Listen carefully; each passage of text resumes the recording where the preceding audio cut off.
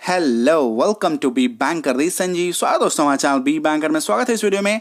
दोस्तों इस वीडियो में हम लोग सीखेंगे बेसिक्स इंग्लिश, बिल्कुल बेसिक से बिल्कुल आसान भाषा में आसान तरीके से। बने रहिए वीडियो के अंत तक। चलिए शुरू करते हैं।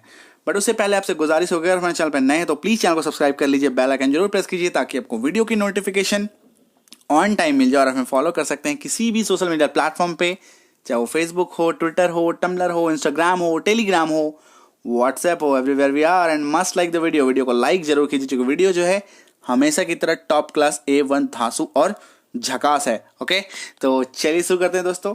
इस वीडियो में जो हम लोग सीखने वाले हैं उसका नाम है हेल्पिंग वर्ब।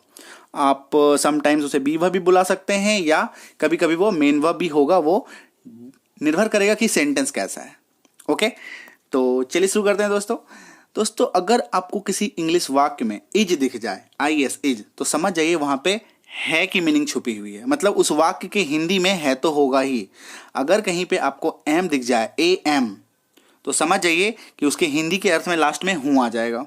अगर आपको कहीं आर दिख जाए, ARER, तो समझ जाइए वहां पे हैं, है ना, बिंदु की मात्रा के साथ ये दिख जाएगा आपको लास्ट में।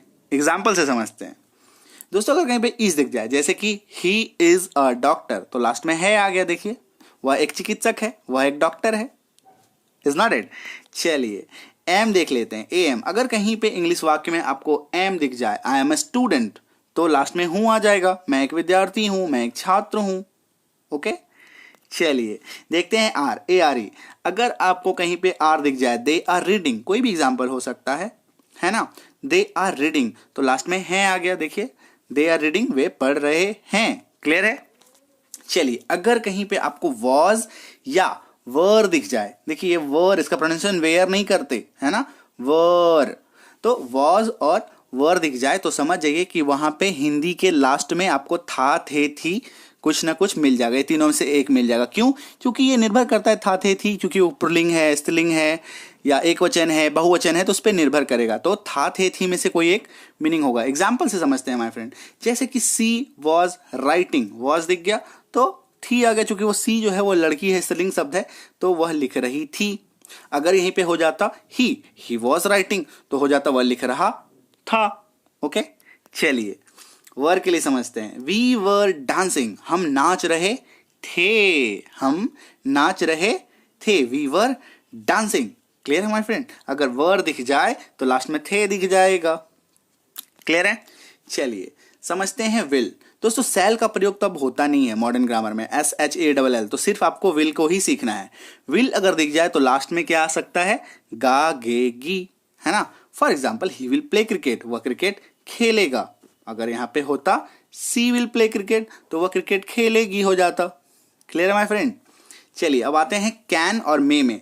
कैन और मे का मतलब एक ही है, सकता है, सकती है, सकते हैं। अगर आपको वाक्य में, इंग्लिश वाक्य में कैन या मे में कुछ भी दिख जाए तो समझ जाइए कि लास्ट में सकता है, सकती है या सकते आ सकते हैं, है ना।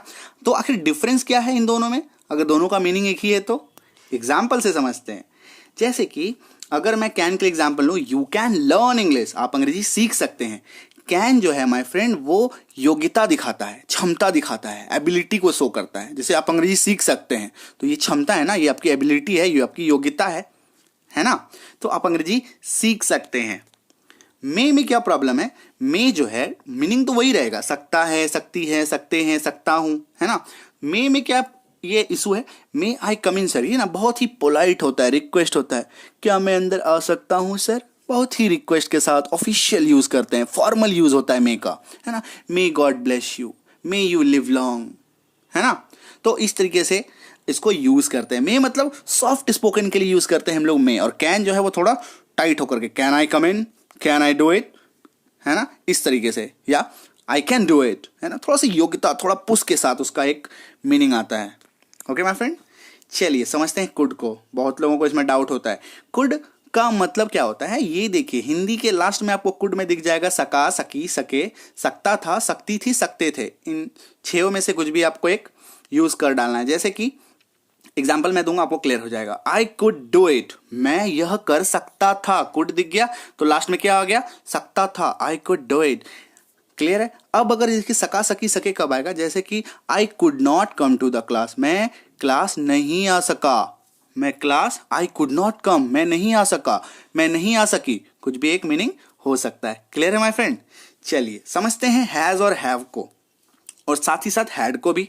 हैज और हैव अगर दिख जाए तो समझ जाइए कि लास्ट में पास है आ जाएगा, और हैड दिख जाए किसी इंग्लिश वाक्य में तो समझ जाइए कि लास्ट में वहां पे पास था आ जाएगा। कैसे आएगा? एग्जाम्पल से समझते हैं my friend. Okay, for example, I have a pen, मेरे पास एक कलम है। ये देखिए पास है मीनिंग आ गई ना। आई हैव अ पेन, मेरे पास एक कलम है। अगर हैव दिख जाए तो लास्ट में पास है आ जाएगा। क्लियर है? अब हैज के लिए देख लेते हैं। ही हैज अ कार, तो क्या आ जाएगा लास्ट में? पास है आ जाएगा। ये देखिए उसके पास एक कार है, he has a car. Clear है दोस्तों? अब समझिए आप एक चीज कि हैज और हैव मेन वर्ब भी है और हेल्पिंग वर्ब भी है। अभी जो हम लोग सीख रहे थे ये कहीं ना कहीं मेन वर्ब है ना। अब समझते हैं हेल्पिंग वर्ब की तरह से इसका कैसे यूज होता है। तब उसका मीनिंग कुछ नहीं होगा। तब जो है आप सोचिए कि हैज और हैव इसका पास होगा, नहीं, इसमें कुछ मीनिंग नहीं होगा। ये फिर सेंटेंस की प्रकृति पर निर्भर करेगा, उसके नेचर पर डिपेंड करेगा। मैं आपको एग्जांपल देता हूं, क्लियर हो जाएगा। जैसे कि यू हैव स्टडीड, आप पढ़ाई कर चुके हैं या आपने पढ़ाई कर ली है। अब यहाँ पे ये भी हो सकता है you have been studying, have फिर भी है, आप पढ़ाई करते आ रहे हैं, है ना। तो हैव दो जगह यूज होता है। एक तो यूज हो जाता है परफेक्ट के साथ, परफेक्ट टेंसेस के साथ होगा, है ना। परफेक्ट यानी कि मैं यहाँ पे बात कर रहा हूँ प्रेजेंट परफेक्ट। क्लियर है? और एक जगह यूज होगा प्रेजेंट परफेक्ट कंटिन्यूअस के साथ, है ना। अगर आपको इसमें डीप आपको स्टडी करना है तो आप टेंसेस वाले वीडियो पे विजिट कर जाइए, है ना। लिंक जो है आपको डिस्क्रिप्शन बॉक्स में मिल जाएगा, इसी वीडियो के खत्म होने के बाद मिल जाएगा, और आप सीधे सीधे व्हाट्सएप करके भी सभी वीडियो के लिंक प्राप्त कर सकते हैं। क्लियर है माय फ्रेंड? तो अभी हम लोग आप ये समझिए कि हैव को हम लोग हेल्पिंग वर्ब की तरह से भी यूज करते हैं, लेकिन अगर सिंपली आप यूज करें तो ऐसे भी यूज कर सकते हैं। आई हैव अ पेन, मेरे पास एक कलम है। ही हैज अ कार, उसके पास कार है, मतलब पास है। ये इस तरीके से सेंस में आप इसको यूज कर सकते हो। बट मैं आपको इसलिए बता रहा हूं कि ताकि आप घबराएं नहीं कि सर हैव को हम लोग और भी एक दो जगह देखते हैं, है ना। तो घबराना नहीं है, उसके लिए क्या करना होगा? टेंसेस सीखना होगा। क्लियर है? बट बेसिक मीनिंग यही थी। Clear my friend? जैसे कि सोहन हैज स्टडीड, उसने पढ़ाई कर ली है। अब देखिए हैज तो है, लेकिन यहाँ पे मीनिंग पास है नहीं होगा, यहाँ पे कोई मीनिंग नहीं होगा। यह एक हेल्पिंग वर्ब है, मदद कर रहा है ये। क्लियर है? चलिए अब हैड के लिए देखते हैं। हैड का मतलब होता है पास था। दे हैड अ पेट, पेट मतलब कोई पालतू जानवर, है ना। तो हैड अगर है तो क्या आ जाएगा लास्ट में? पास था। उसके पास एक पालतू जानवर था। कहते हैं ना इनके घर में बहुत पहले ना एक पालतू सा कुत्ता रहता था, एक टॉमी था, कोई कुछ भी एक नाम का हो सकता है ना। तो हम लोग ऐसा बोलते हैं इनके पास था। आई हैड अ कार, मेरे पास एक कार था। ठीक है, तो जब हैड को आप हेल्पिंग वर्ब की तरह से यूज करेंगे तब कोई मीनिंग नहीं आएगा, लेकिन हैड को जब आप मेन वर्ब की तरह से यूज करेंगे तब पास है, पास था, यानी पास है तो चला जाएगा हैज हैव के पास, और हैड होगा तो पास था हो जाएगा। क्लियर है? चलिए हैड को देख लेते हैं हेल्पिंग वर्ब की तरह से कैसे यूज होता है। They had studied, had studied, है ना, वे पढ़ाई कर चुके थे या उन लोगों ने पढ़ाई कर लिया था, है ना। ये हेल्पिंग वर्ब की तरह से, यहाँ पे कोई मीनिंग नहीं होता। क्लियर है? ये मैं सिर्फ और सिर्फ आपको इसलिए बता रहा हूँ ताकि आप कंफ्यूज ना हो।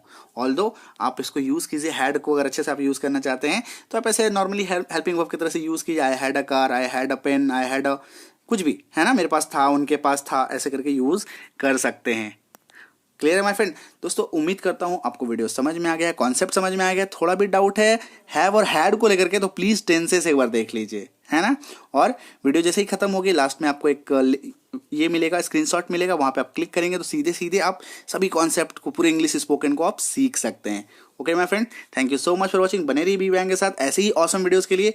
B with B bang, inspiring life through knowledge. All the best, happy learning.